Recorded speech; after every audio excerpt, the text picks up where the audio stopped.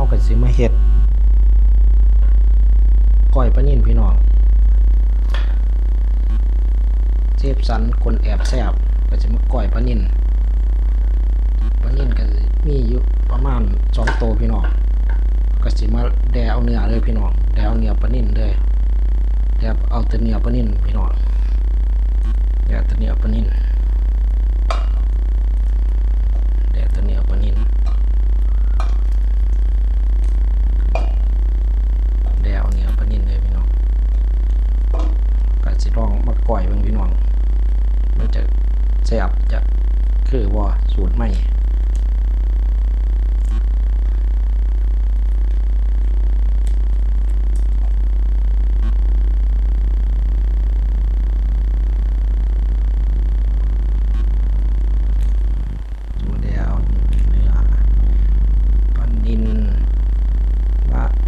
ก้อยเบิ่งพี่น้องเดี๋ยวนี่เอาปลานิ่นมาก้อยแซ่บ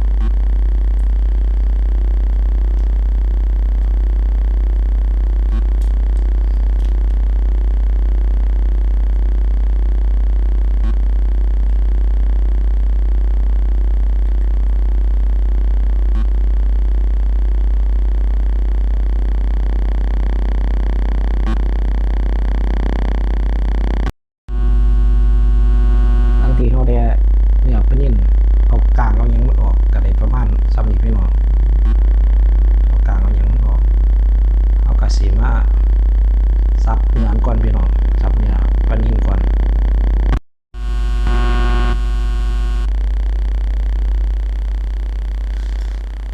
เอากระสีมาซับเนื้อปลานิ่นเลยพี่น้อง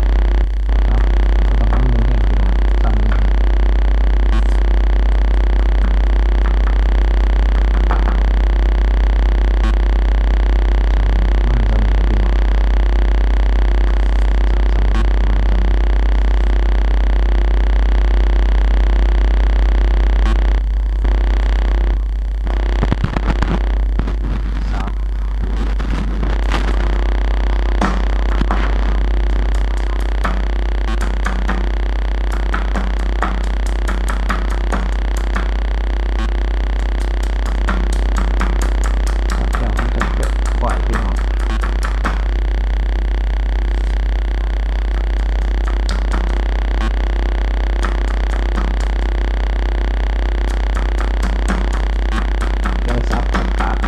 ซับกันหน่อยพี่น้อง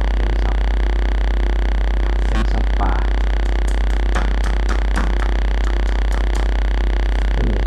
แค่นี้ก่อนพี่น้องเดี๋ยวเขาซับปลาก่อน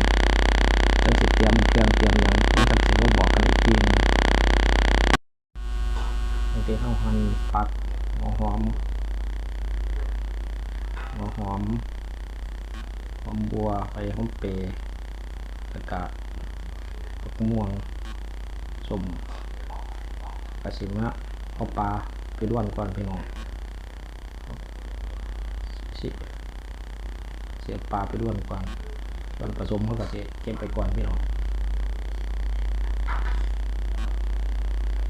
ปลาที่เขาซับเดี๋ยวไปล้วนก่อนพี่น้องปลาที่เขาซับเดี๋ยวไปล้วนตอกแกะพี่น้อง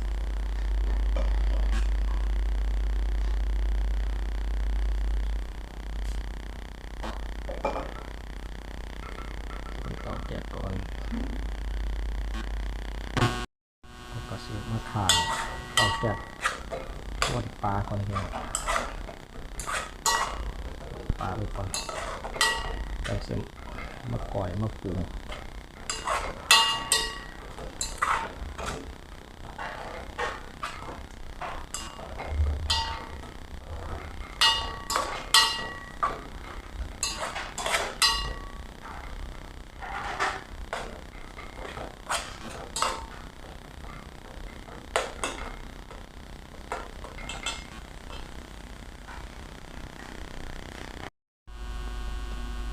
ปลากระดวนเดี๋ยวพี่น้องเอาก็สิมาปลูกกันเลยพี่น้อง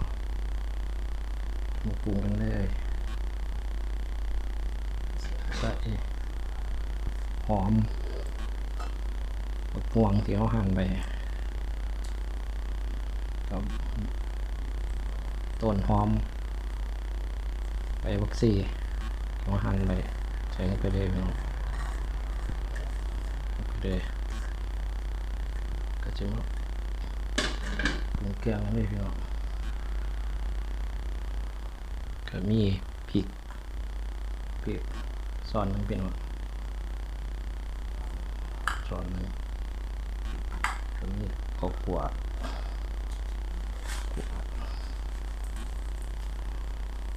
ใส่ลงไปเลยนี่ผงชูรสหรือผงนัวครับใส่ลงไปเลยก็มีปลาพี่น้องปลาใส่ลงไปเลยก็จิมะคนมาเข้ากันพี่น้องคนมาเข้ากัน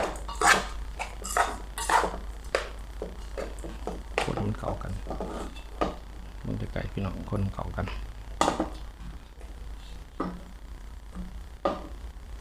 คนเข้ากัน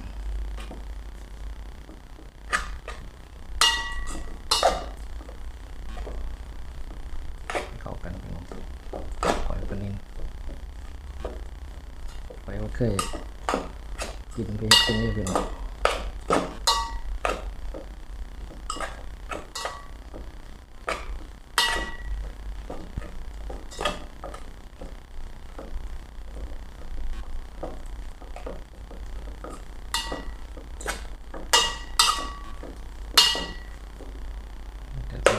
ยิ้มไปเลยพี่น้อง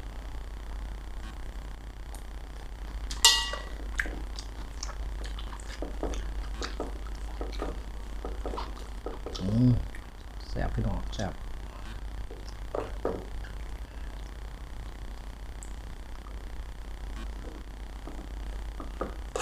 เซฟสันคนแอบแซ่บกระจบเก็บไปซ้ำไหนเด้อพี่น้อง